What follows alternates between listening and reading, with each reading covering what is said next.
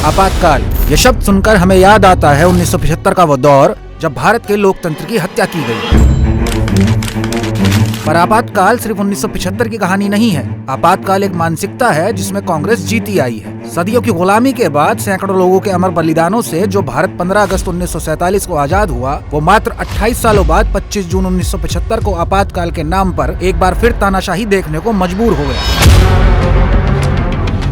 आपातकाल सिर्फ 2 साल की कहानी नहीं है, यह कहानी है 2 दशक में एक परिवार के पहले कांग्रेस पार्टी और फिर पूरे देश पर कब्जा जमाने की। इस कहानी की शुरुआत होती है 1947 में देश की आजादी के साथ। उस समय कांग्रेस में कद्दावर नेताओं की पूरी फौज हुआ करती थी, लेकिन अगले 10 सालों में लोकतांत्रिक मूल्यों के चैंपियन नेहरू ने पार्टी के सारे नेताओं को किनारे लगाते हुए पूरी पार्टी पर ही कब्जा जमा लिया।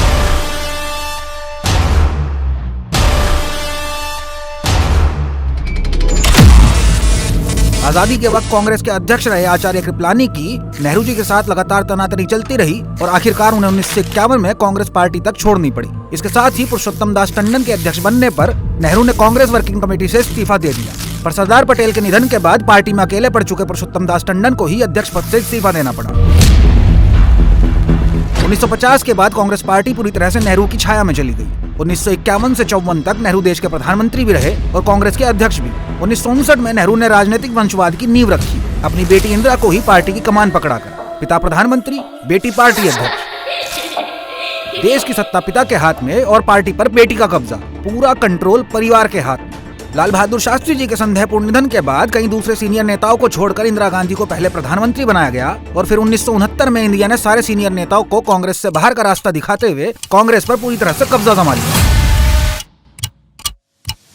1969 तक आते आते इंदिरा गांधी के पास प्रधानमंत्री पद की कुर्सी और कांग्रेस पार्टी दोनों थी। अब बारी थी रास्ते में आने वाले दूसरे विरोधियों को कुचलने की, जिनमें नंबर 1 थी भारतीय न्याय व्यवस्था। चाहे राजभत्ता समाप्त करने का फैसला हो या बैंकों के राष्ट्रीयकरण का मामला, चाहे संविधान में 24वां संशोधन हो या केशवानंद भारती मामला, इन सब मुद्दों पर बार बार सुप्रीम कोर्ट और इंदिरा सरकार आमने सामने नजर आ रहे थे कि तभी वो तारीख आती है जिसने इस देश में घोषित आपातकाल की शुरुआत की।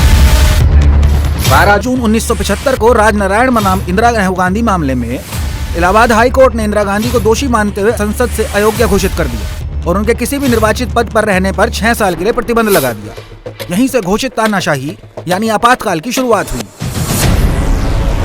कुर्सी न छूटे इसके लिए इंदिरा गांधी ने लोकतंत्र ही बर्खास्त कर दिया, वो जनतंत्र जिसे लाने के लिए सैकड़ों स्वतंत्रता सेनानी लड़ मरे। आपातकाल लगा तो विपक्ष की धरपकड़ शुरू हुई, क्योंकि न्यायालय के बाद दुश्मन नंबर 2 विपक्ष ही तो था। गरीबी और महंगाई के खिलाफ गुजरात और बिहार के छात्र पहले ही कई महीनों से सरकार के खिलाफ संघर्ष में कूदे हुए थे। मीसा और DIR जैसे कानून बनाकर 1 लाख से ज्यादा लोगों को गिरफ्तार किया गया। इनमें 11,000 विपक्षी नेता थे। जयप्रकाश नारायण, मुरारजी देसाई, चौधरी चरण सिंह, अटल बिहारी वाजपेयी, लालकृष्ण आडवाणी जैसे सभी प्रमुख विपक्षी नेताओं को गिरफ्तार कर लिया गया।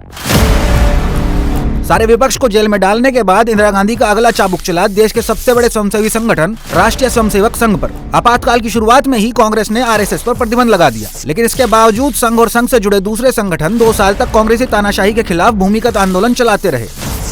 ABVP के तब के प्रमुख छात्र नेता स्वर्गीय अरुण जेटली को 2 वर्षों तक कारागार में रखा गया, तो प्रधानमंत्री मोदी इस दौरान भूमिगत होकर आंदोलन को धार देते रहे। इमरजेंसी के खिलाफ संघ के इसी संघर्ष की वजह से दिसंबर 1976 में अपने एक अंक में द इकोनॉमिस्ट समाचार पत्र ने लिखा कि RSS विश्व का अकेला गैर वामपंथी क्रांतिकारी संगठन।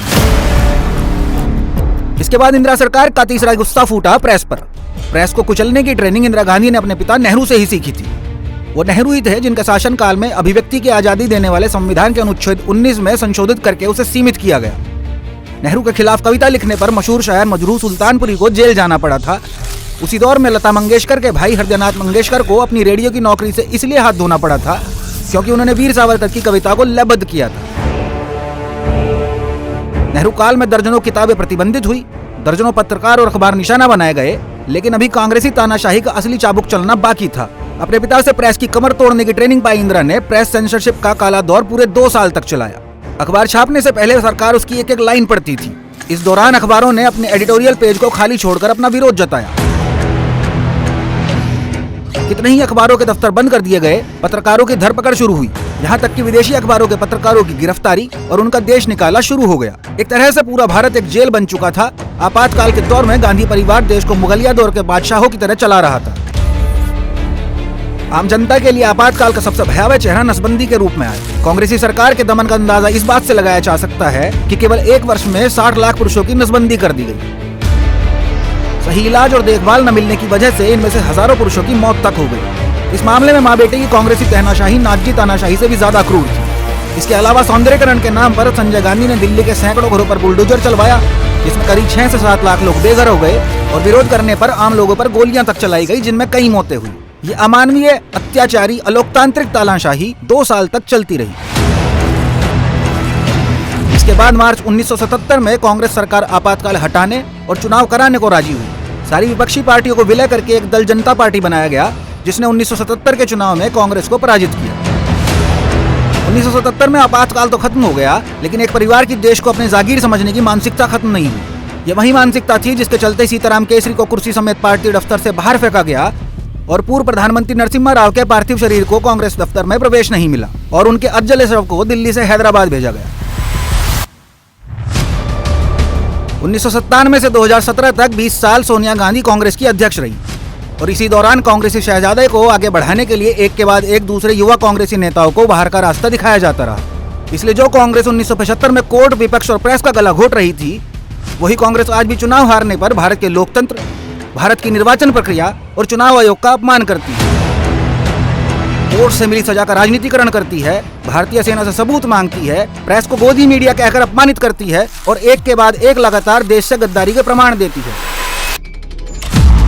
किसी गरीब के घर में पैदा हुआ व्यक्ति भारत का प्रधानमंत्री कैसे बन सकता है, इसी सामंतवादी सोच का बार बार परिचय देती है, क्योंकि इस शाही परिवार को लगता है कि इस देश पर राज करने के सारे अधिकार सिर्फ उसी के पास हैं। साल दर साल, पीढ़ी दर पीढ़ी बस एक ही परिवार, और इस घमंड के लिए चाहे देश के लोकतंत्र का गला घोटना पड़े, देश विरोधी ताकतों से हाथ मिलाना पड़े, संवैधानिक संस्थाओं को अपमानित करना पड़े और चाहे जनता से ही विश्वासघात क्यों ना करना पड़े, लेकिन भारत देश शाश्वत है, इसके लोकतांत्रिक मूल्य शाश्वत हैं, जिनकी रक्षा के लिए भारत की 140 करोड़ जनता सदियों से लड़ती आई है और आगे भी एक परिवार की तानाशाही सोच के खिलाफ खड़ी होती रहेगी।